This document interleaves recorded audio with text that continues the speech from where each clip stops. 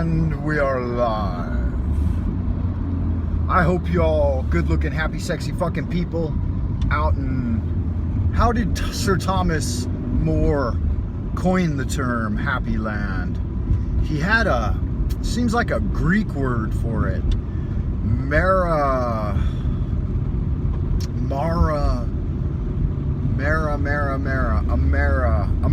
No, I can't recall exactly, but I'll look it up later and let you know. So I thought Dreamland and Happy Land, I thought that was shit that I had coined. That is the Frank Monday effect. I did coin the term the Frank Monday effect. And you know what's funny is I thought I was the original Frank Monday. Oh, what happened? Make sure. Shit. I thought that my little card didn't register. I thought that I was the original Frank Monday. But I got on the internet, on the inner tubes, on the Ain't Yo Tube. Ain't yo motherfucking tube, bitch! This shit belongs to corporate, multinational corporations. This is not a free speech zone. You are a white male. You cannot talk here. You shut the fuck up. I saw some crazy shit, man. Y'all need to fight back against that shit.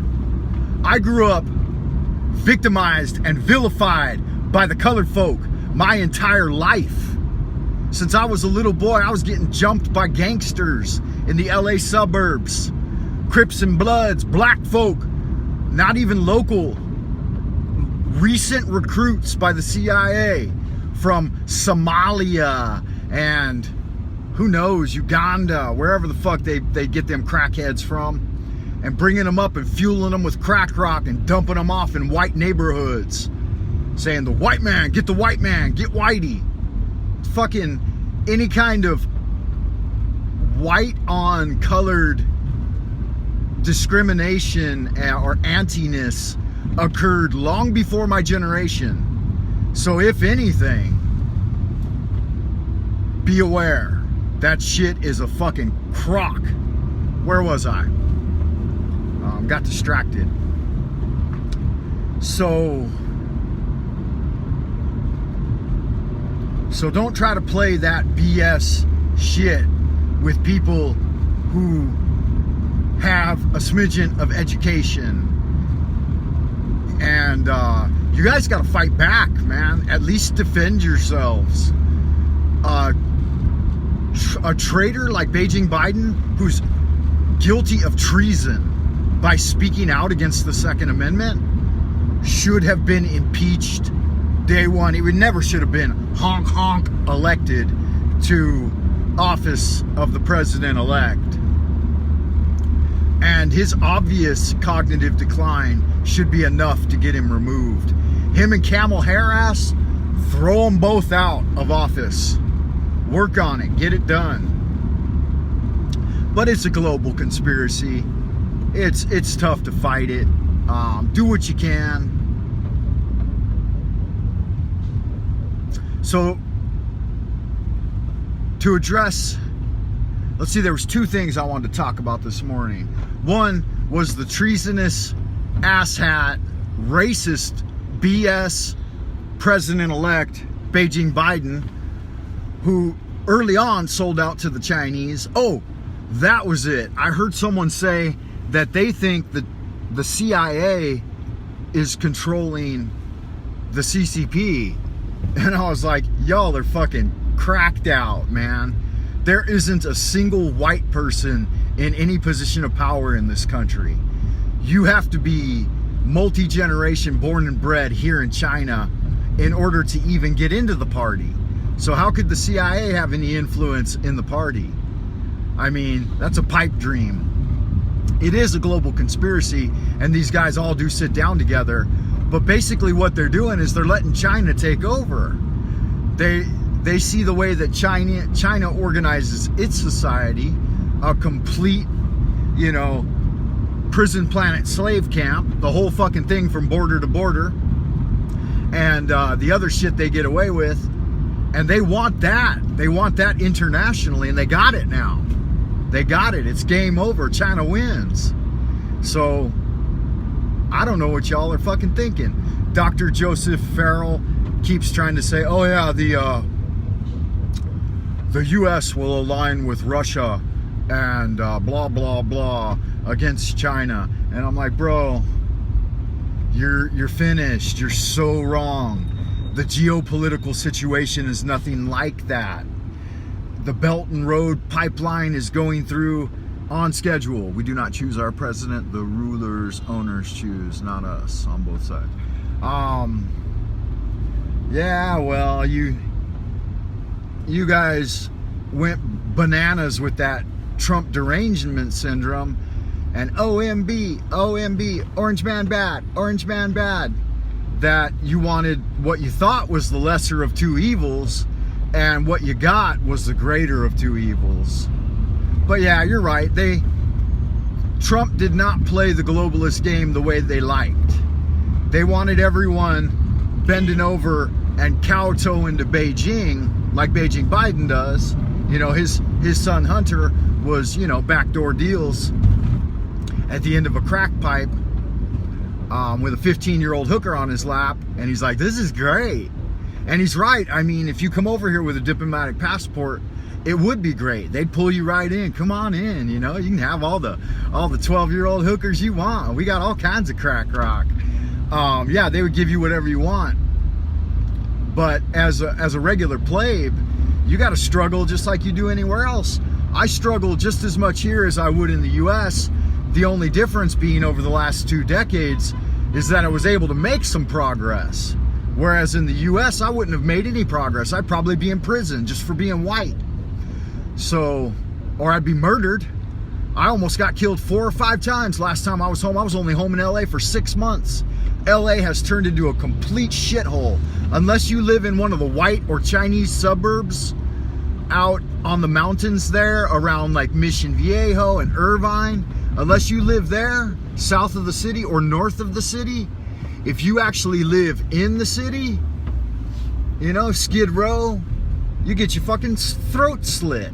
The country's lost. Totally lost.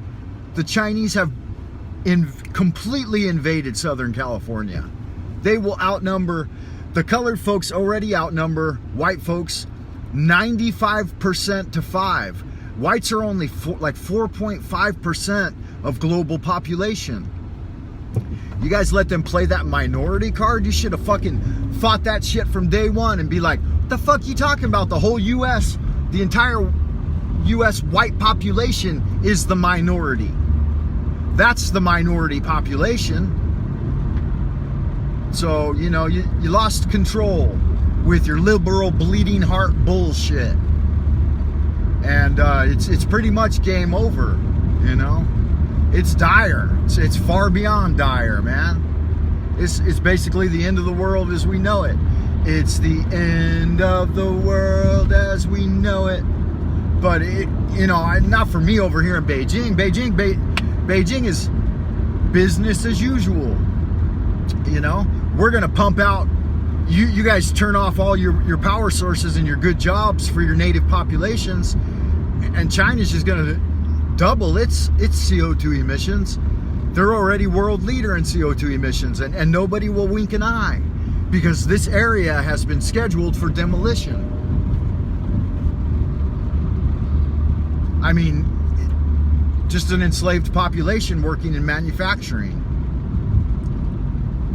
with a few pockets of survivable areas interwoven. But that's it, man. All of your worst fears have been realized.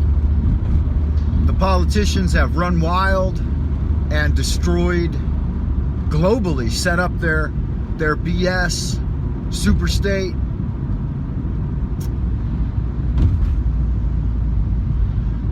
The real tragedy for the common man is we're not even allowed to travel anymore.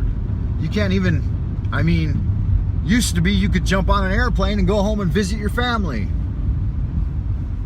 Nowadays, you know, you got to put in like a month in advance. And I think they're moving in the direction of where unless you take a schedule of jabs, not even a single vax, but a schedule, then you can't move anywhere.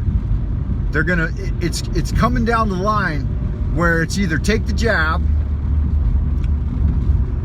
have your genome altered, and if you survive it, you may or may not be allowed to travel. Fucking tragedy. Things have got to change. But the pendulum swings. One thing is sure, the universe will not tolerate this bullshit.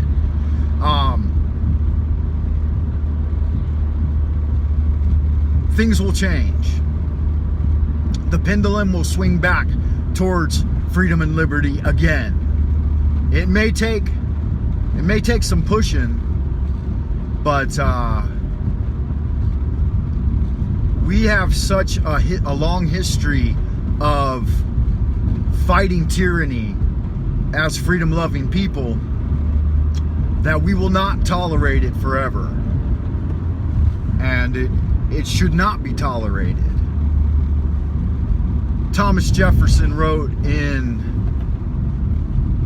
I forget exactly which archives you can find this quote in, but he says that if laws are unjust, it is not only right for a man to disobey them, it is his civic duty. It's his obligation. So folks need to wake back up to the original founding fathers' message.